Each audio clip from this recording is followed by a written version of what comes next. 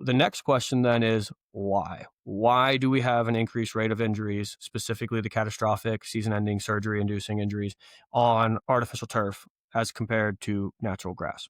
And this is a very important question because if we know why, then we can decide if we can do something about it and what we can do about it. Yeah, straight A student, but I'm friends with the cool kids.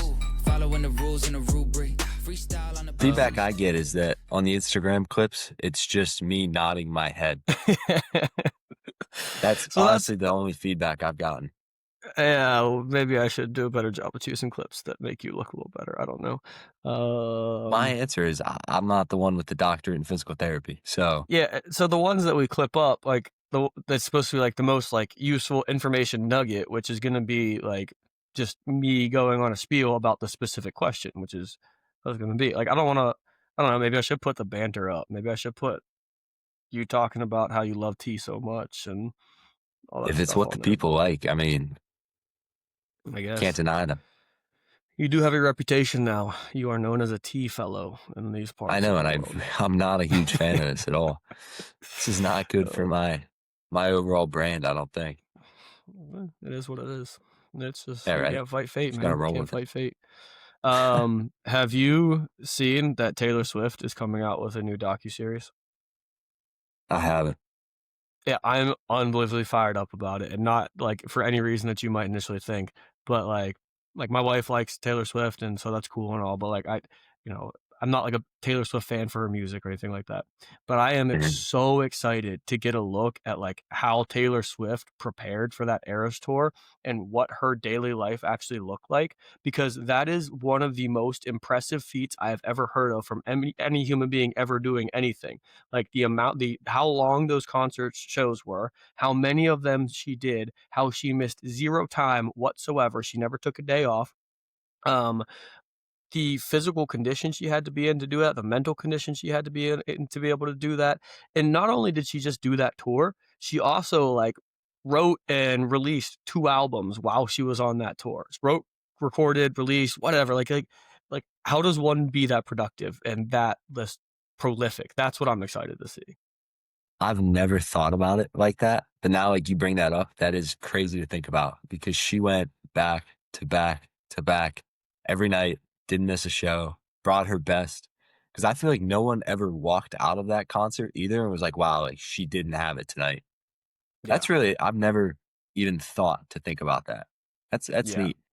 I love to watch excellence. I love people who are just like absurd at their craft, like that Jiro Dreams of Sushi guy, the guy in Japan who is known as the best sushi maker in the world. And all he does, he just eats, sleeps, and breathes sushi. He's dedicated his entire life to becoming the best sushi master he possibly can. Like, I just love excellence and people who just chase excellence in their craft. And so I just want to see like how I don't even know how she did it. Like, it is actually unfathomable how much time, effort, and money went into preparing for that, preparing her body for that, preparing the logistics situations. So I'm locked in. I think it's like December it's coming out, so I'm fired I up. just looked it up.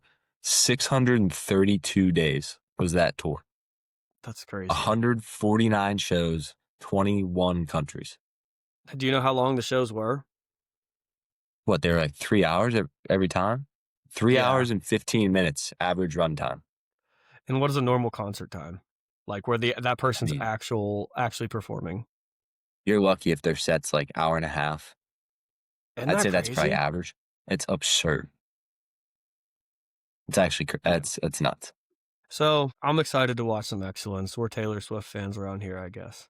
Okay, but yeah, we're gonna try a little bit new format. John went and got a new mic, and his voice sounds angelic. If you guys are wondering why my voice sounds like I'm going through puberty a second time, I got bronchitis last week, and I am on the mend. I'm not contagious or anything, but I still sound like a 12-year-old who's going up to his middle school crush. So we're gonna go one question, I think, and we're going to go a little bit more in depth with it. So this is actually a Right? question derived from John Tropeano himself. And so go ahead, let her rip, big dog. Yeah. So, obviously NFL college football is absolutely rolling right now. And I'm really curious, why are we seeing all of these injuries? And obviously your mind goes to New York, but you're seeing all of these injuries on turf relative to that real grass, like playing surface.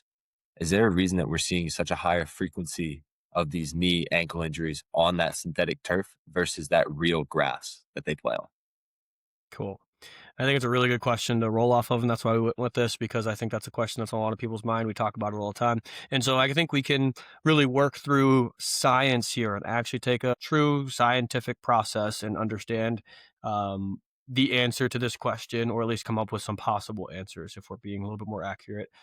We won't know the answer. We will get closer to the truth, because that's all science is, the ability to approach the truth, not ever actually getting to the truth itself. So the first question that we would have to answer then is, do we actually have an increased rate in injuries on artificial turf versus natural grass? And so that's actually interesting. This is a really good example of how we have to critically analyze research. We have to approach it with caution. We can't just take whatever study we see and draw wholesale conclusions based off of the abstract or based off of the headline that you see in the media. So looking for our highest quality studies, and so that's going to be a meta-analysis or a systematic review.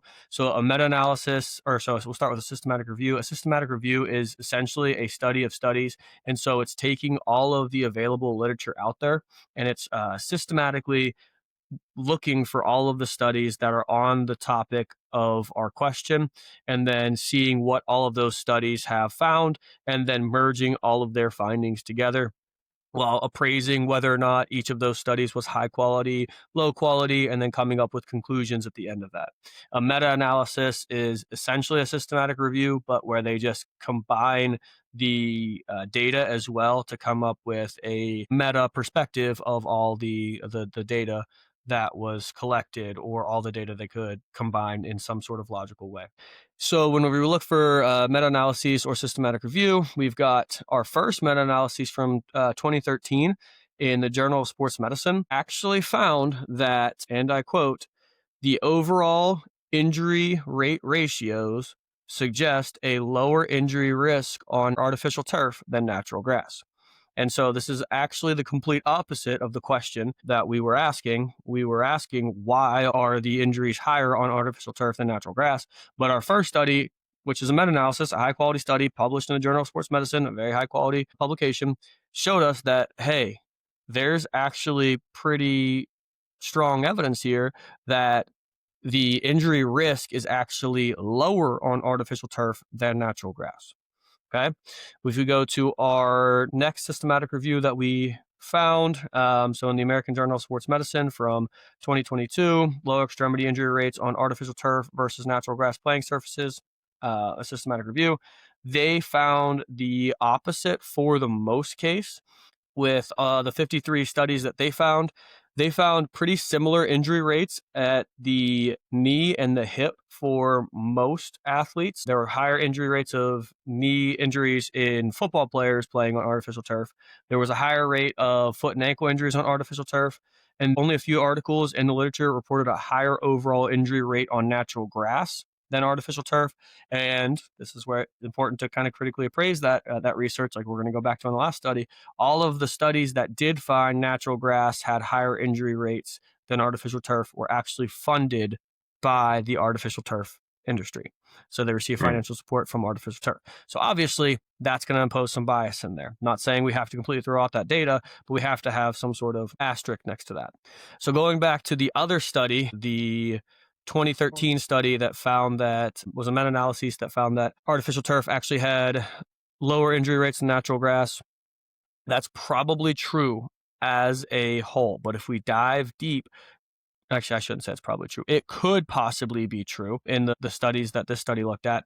However, if we dive deep, what we find is that they aren't really accounting for different types of injury within there. And so when you break it down, you look at season-ending injuries or injuries that needed surgery, which are your more catastrophic injuries, the ones that we're actually really kind of talking about, even though we didn't address that specifically in the question, those are higher on artificial turf than they are on natural grass. And so if we look at the body of literature as a whole, we can say that there could possibly be a higher risk of overall injury on natural grass. That could be from things like bad weather conditions, you have a little bit of slipping, maybe it's not kept very well, and you have some divots, whatever it may be. But those tend to result in lower level injuries like muscle strains or like an ankle sprain or something along those lines. Whereas the season ending surgery requiring injuries like your ACL tears that we're primarily concerned with here do seem to be pretty conclusively higher on artificial turf than on natural grass. And so our first question, or the first answer there, is yes, artificial turf likely does increase the risk of injuries, specifically the type of injuries that we are concerned with.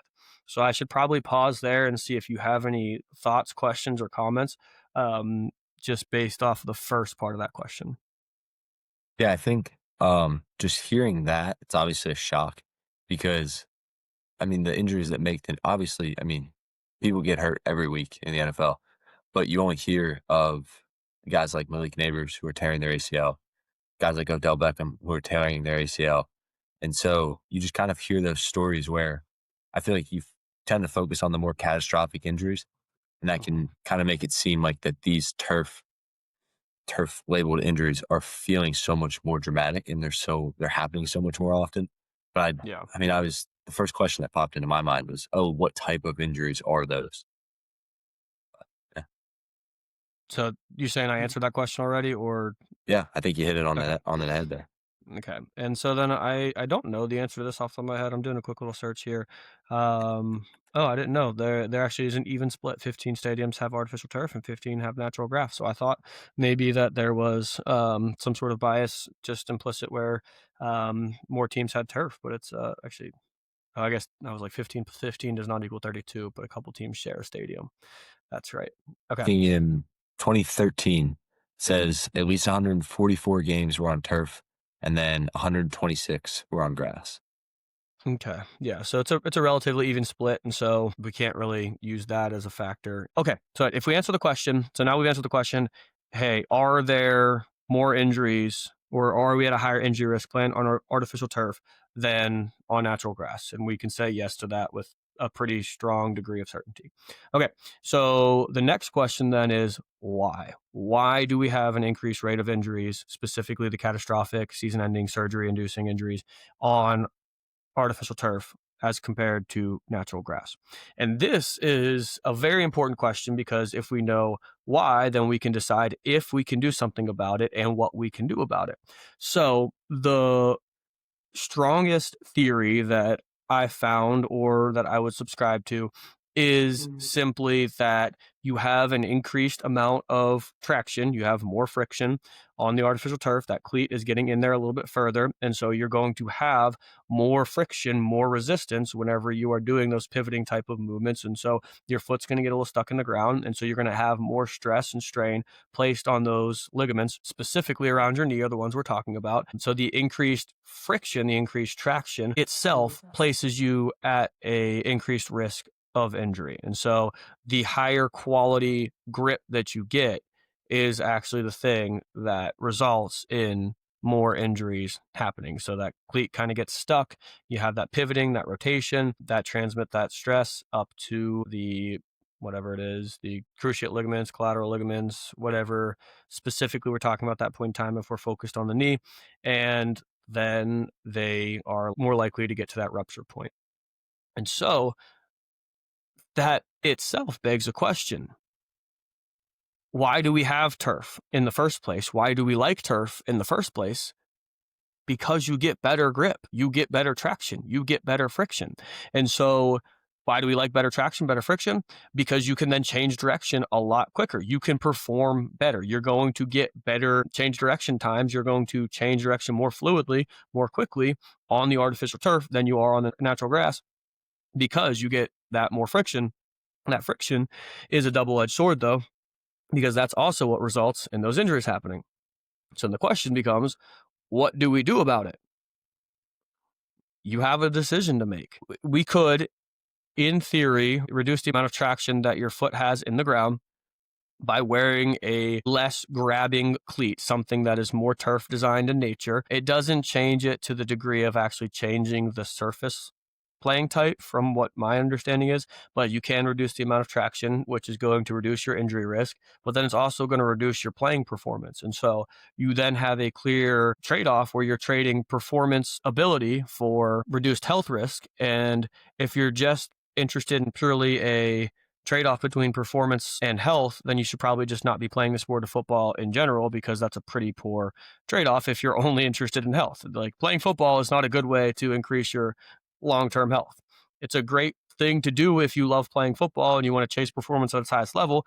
And so you have a decision to make. Are you willing to accept whatever seems to be maybe a 60% increased risk of injury, or whatever it actually ends up being, a mild increased risk of injury by playing on the turf with that cleat versus playing on natural grass or having a cleat that isn't as good at grabbing the ground?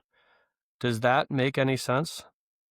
Yeah, I think so. And that's kind of the initial thought, I think, going through my mind. Um, I mean, in my experience playing on turf, like, it doesn't compare. And even in baseball, which is where I played on turf, it doesn't compare. Like, the grab is completely different. And that sense of getting stuck makes a lot of sense when you actually think about it, because you're just not used to the way that you're actually gonna hit and stick. Where on the dirt, on the grass, you're used to hitting kinda there is that little bit of give. But then you just I mean, you've given that, or you've been having that give your whole life. And so you're not used to that immediate hit and stick, to where it just makes everything so different. And I think Yeah. another element. Oh, I'm sorry. No, I was just gonna say that we both grew up playing on all grass fields, though that might not be the case for a lot of other people who grow up playing on higher quality surfaces. And so Greensburg Central Catholic, I think, is one of, I want to say, 4 or 5 schools still in the Whitfield that does not have a turf field for their football team. So you and I are, yeah, it's a very small amount. The vast majority of Whitfield schools have turf now. And so you and That is I crazy.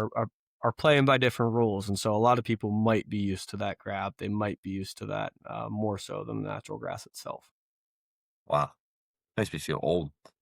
We are. Well, I am. You're not. You're 21 now, man. Happy birthday. Yeah, I I forgot know. to tell you in Hey, person. thanks. Happy birthday. It's not in I person, but appreciate that. It's close yeah. Did enough. you go out and celebrate? Did you have a good time? Went to the casino with my mom, dad, and grandparents, and then a cake. How much did you lose and how quickly did you lose it? I walked out of there up $40. How'd you do that?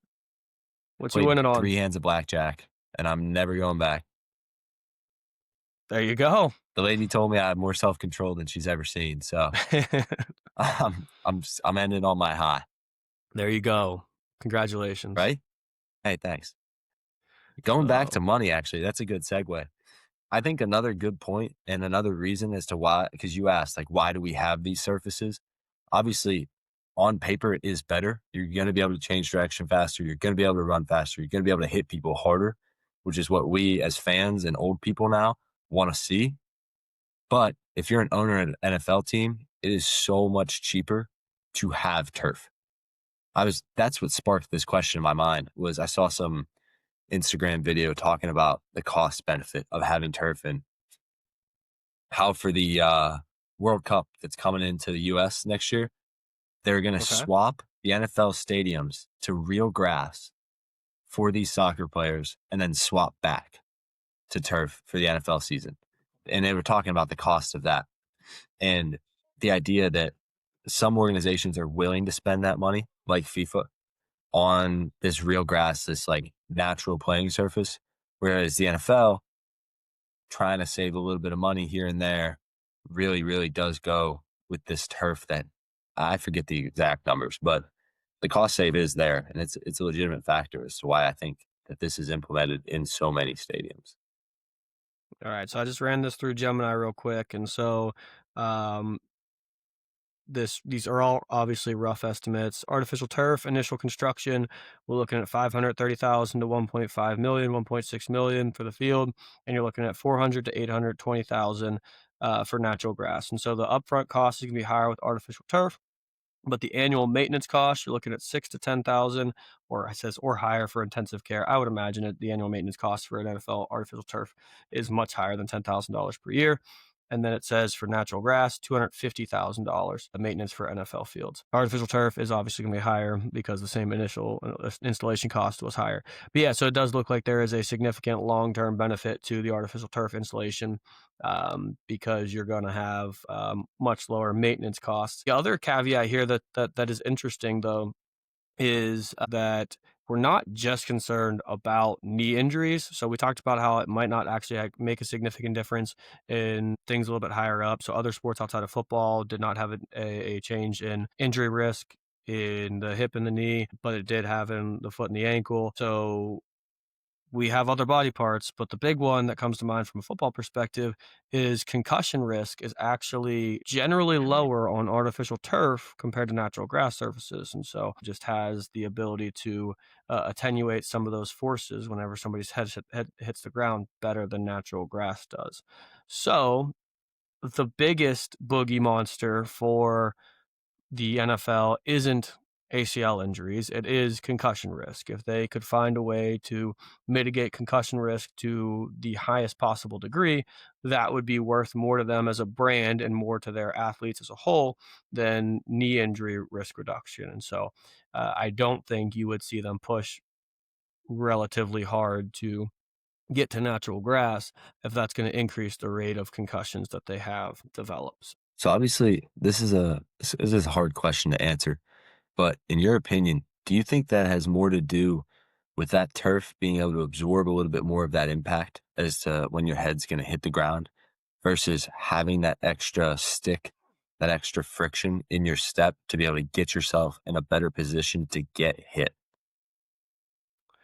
I would say it's more the former than the latter. I would say it would be hard to really suggest that you're just getting yourself into better positions because that feels like that would be negated by the other person also being able to get themselves into better positions to deliver a hit or whatever it may be.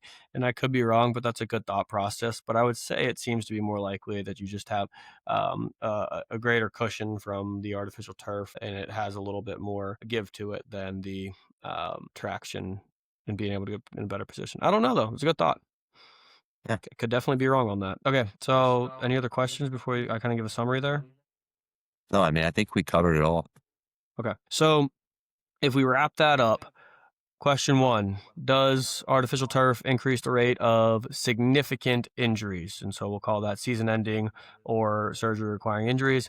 It seems to be that we can relatively confidently say, yes, artificial turf does increase the risk of most injuries, with concussion being a large exception there.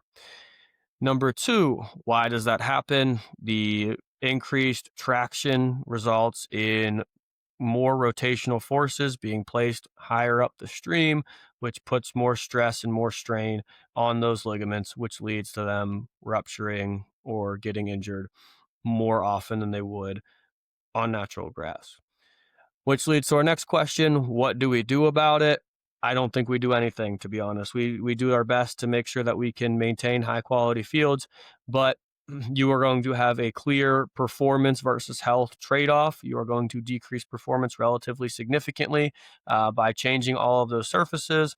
And you are going to also increase the rate of concussions, most likely, if you were to make those trades on the NFL fields.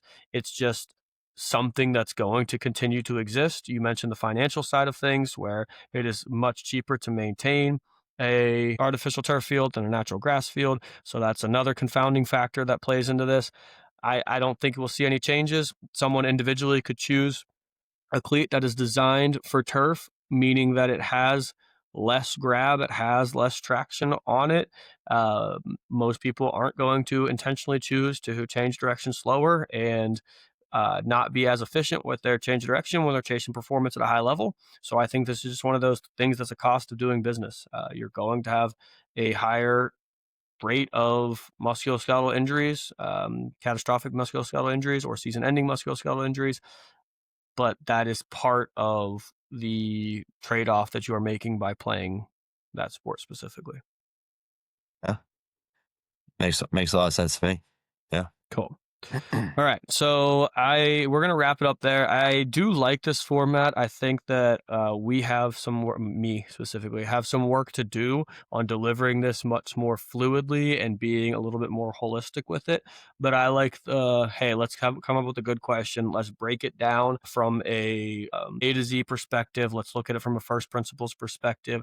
Let's look at the literature and come prepared. And we'll use this process moving forward. What do you think, John? I like it. We'll be back and better the next time. I know that. So we'll be There we good. go. Just a reminder, everything in these podcasts is not to be taken as medical advice for you or your athlete. This is for general educational purposes only. If you have any medical needs, please make sure to go see a qualified healthcare practitioner. If you have not yet subscribed to the newsletter, please go do so at gtperformance.co/newsletter. If you listen to this podcast anywhere, YouTube, Spotify, Apple Podcasts, and you haven't given us 5 stars, please do that. That would be very helpful in helping us get this out there and continue to put episodes out. Anything to add, Mr. John? No, sir. Until next time, go be great out there. Yeah, straight A student, but I'm friends with the cool kids. Following the rules and the rubric. Freestyle on the bus and it's too